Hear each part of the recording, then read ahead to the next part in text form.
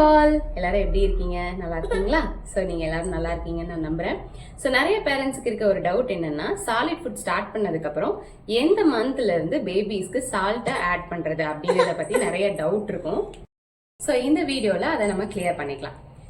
So நான் எப்போ Advik யுகனுக்கு சால்ட்டை add பண்ண ஸ்டார்ட் பண்ணேன் அப்படின்னா 8th மந்த்லேருந்து நான் ஸ்டார்ட் பண்ண ஆரம்பிச்சிட்டேன். ஏன் அப்படின்னா பேபிஸ்க்கு நம்ம என்ன மாதிரி ஃபுட்டு கொடுத்தாலும் அவங்களுக்கு சால்ட் கொஞ்சம் ஆட் பண்ணி கொடுக்கல அப்படின்னா அவங்க சாப்பிட மாட்டாங்க.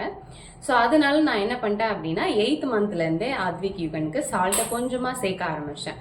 எதுலேருந்து சேர்க்க ஆரம்பித்தேன் அப்படின்னா ராகி கூழ்லேருந்து கொஞ்சம் கொஞ்சமாக சால்ட்டை ஆட் பண்ணிவிட்டு அதுக்கப்புறம் அந்த ஜேர்னியை அப்படியே நான் ஸ்டார்ட் பண்ணிட்டேன். ஸோ நீங்களும் எப்போ இருந்து ஸ்டார்ட் பண்ண போகிறீங்க அப்படிங்கிறத மறக்காமல் கமெண்ட் பண்ணுங்கள். இன்னும் நம்ம பேஜை சப்ஸ்கிரைப் பண்ணல அப்படின்னா மறக்காமல் சுட்டி குட்டி ஆத்விக் யுகன் பேஜை சப்ஸ்கிரைப் பண்ணி வச்சுக்கோங்க.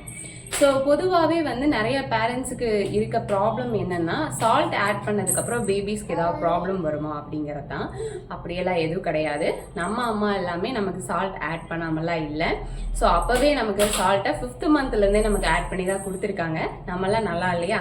ஸோ அதை மைண்டில் வச்சுக்கோங்க உங்கள் பேபிஸ்க்கு சால்ட் ஆட் பண்ணும்போது.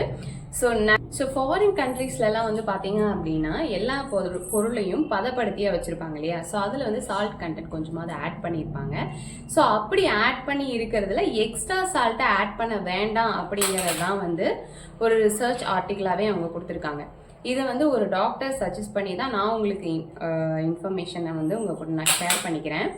ஸோ அதனால நீங்கள் 8+ மந்த்ஸ்லேருந்தே உங்கள் பேபிஸ்க்கு கொஞ்சமாக ஒரு பிஞ்ச் அளவுக்கு சால்ட்டை ஆட் பண்ணிக்கலாம். ரொம்ப அதிகமாகவும் வேண்டாம், ரொம்ப கம்மியாகவும் வேண்டாம், மீடியமாக ஓரளவுக்கு நீங்கள் ஆட் பண்ணிட்டு வந்தீங்கனாலே ஓகேவாக இருக்கும்.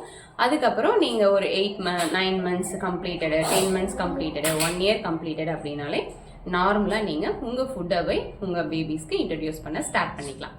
ஸோ இந்த மாதிரி மோர் அப்டேட்டடான வீடியோஸ் உங்களுக்கு வேணும் அப்படின்னா மறக்காமல் நம்ம சுட்டி குட்டி ஆத்விக் யுகன் பேஜை சப்ஸ்கிரைப் பண்ணி வச்சுக்கோங்க. Thank you all.